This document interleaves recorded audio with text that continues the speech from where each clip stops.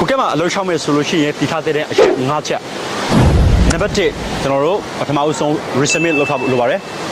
resume ကဘာကြောင့်အရေးကြီးလဲဆိုလို့ရှိရင်ကိုယ့်ရဲ့အလုပ်အတွေ့အကြုံတွေကိုယ့်ရဲ့အလုပ်သက်တမ်းတွေကိုနေထိုင်တဲ့နေရာတွေကိုယ့်ရဲ့ contact တွေအကုန်လုံးကိုဒီ resume ထဲမှာကျွန်တော်တို့တစုတစည်းနဲ့ပြထားပေးရမှာဖြစ်ပါတယ်ဘာကြောင့်လဲဆိုလို့ရှိရင် resume မရှိဘူးအလုပ်သွားလျှောက်တာနဲ့ resume ရှိပြီးတော့အလုပ်သွားလျှောက်တာနဲ့အရင်ကြီးကွာပါတယ်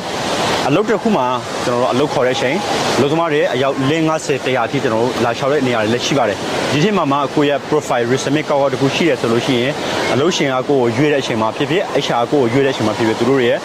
ကိုယ့်ရဲ့ experience တွေကိုကြည့်ပြီးတော့ရွေးတဲ့အတွက်ကြောင့်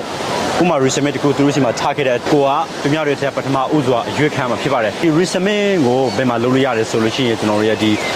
Canva ဆိုတဲ့ app နဲ့ဟိုဟာကိုလုပ်လို့ရတာပဲဖြစ်ဖြစ်ကျွန်တော်တို့ရဲ့နီးနားမှာရှိတဲ့ community site တွေမှာလုပ်တာပဲဖြစ်ဖြစ်ဒါမှမဟုတ်ကိုအင်္ဂလိပ်စကားကောက်တဲ့တင်ငယ်ချင်းစီမှာအကူအညီ